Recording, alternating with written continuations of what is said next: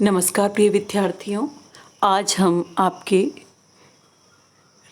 त्वरित अध्ययन के लिए जो पुस्तक है भारत की खोज, जिसे श्री जवाहरलाल नेहरू जी ने लिखा है और आपके पाठ्यक्रम में संकलित है, इसका तृतीय अध्याय प्रारंभ करेंगे। सिंधु घाटी की सभ्यता, जैसा कि आपको शीर्षक परिलक्षित हो रहा है, सिंधु घाटी की सभ्यता। बेटा, हम सभी जानते हैं कि भारतीय सभ्यता अत्यधिक प्राचीन सभ्यता में है और इसकी प्राचीनता तब और अधिक बढ़ जाती है जब हम पाते हैं कि आर्यों से पूर्व भी, या कहें कि आर्य सभ्यता से पूर्व भी एक सभ्यता का अस्तित्व भारत भूमि पर था और वह थी सिंधु घाटी की सभ्यता, जो कि सिंधु की सहायक नदी, या कहें कि सिंधु नदी की घाटी में फली फूली। तो आइए हम प्रारंभ करते हैं सिंधु घाटी की सभ्यता।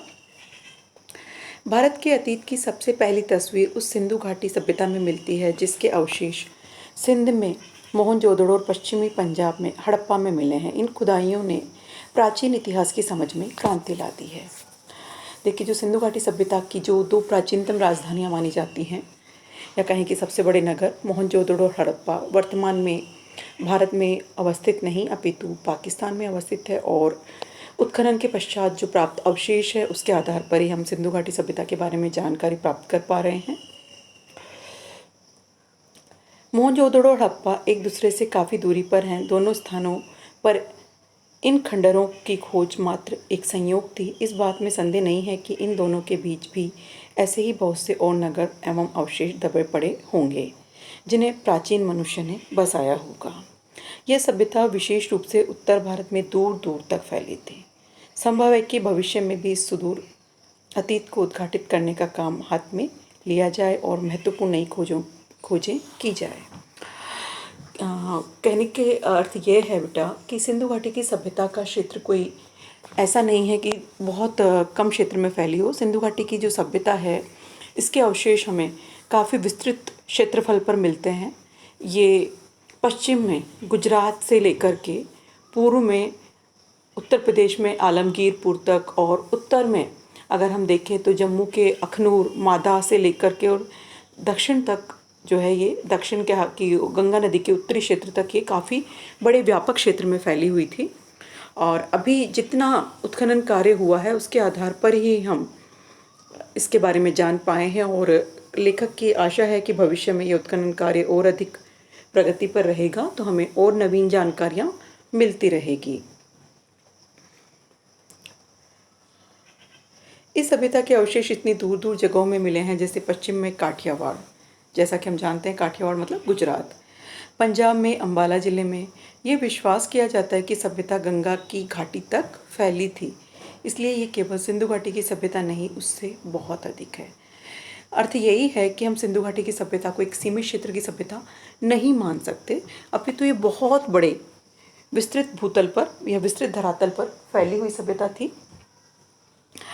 अब तक हम जो जान सके हैं उसका बहुत महत्व है। सिंधु घाटी सभ्यता आज जिस रूप में मिली है उससे अनुमान लगाया जा सकता है कि वह अत्यंत विकसित सभ्यता थी और उस स्थिति तक पहुंचने में उसे हजारों वर्ष लगे होंगे। जब आज हम ये पा रहे हैं कि सिंधु घाटी की सभ्यता आर्य सभ्यता से प्राचीन है, तो यह भी एक विचारणीय है कि कोई वो एक दो दिन में नहीं बन गई है, हजारों साल में उसे यह रूप प्राप्त हुआ होगा, तो उस सभ्यता की प्राचीनता और अधिक बढ़ जाती है। आश्चर्य की बात यह है कि सभ्यता प्रधान रूप से धर्मनिरपेक्ष सभ्यता थी। ये सब हम केवल प्राप्त अवशेषों के आधार पर ही कह पाए हैं, क्योंकि सिंधु लिपि को अभी तक पढ़ा नहीं जा सका है। धार्मिक तत्व मौजूद होने पर भी इस पर हावी नहीं थे। यह भी स्पष्ट है कि यह भारत में बाद के सांस्कृतिक युगों की अग्रदूत थी। हमेशा जो पुराना होता है उसी पर नवीन का नवनिर्माण होता है, ये हम सभी जानते हैं, और वही चीज़ सिंधु घाटी सभ्यता पर भी लागू होती है। बाद की जो कहें कि बाद की जो सभ्यताएं हैं उनको भी सिंधु घाटी की सभ्यता ने बहुत प्रभावित किया है। सिंधु घाटी सभ्यता की काफ़ी देन जो है वो रही है। सिंधु घाटी सभ्यता ने फारस, मेसोपोटामिया, मिस्र की सभ्यताओं से संबंध स्थापित किया और व्यापार किया। कुछ दृष्टियों में यह सभ्यता उनकी तुलना में बेहतर थी।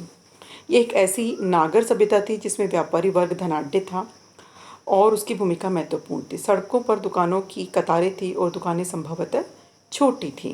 देखिए, जैसे कि आर्य सभ्यता के बारे में हम पढ़ते हैं कि आर्य सभ्यता जो है वो ग्रामीण सभ्यता थी, वहीं सिंधु घाटी की सभ्यता नगरीय सभ्यता थी और हम अपनी समकालीन सभी सभ्यताओं में श्रेष्ठ मानी जाती है।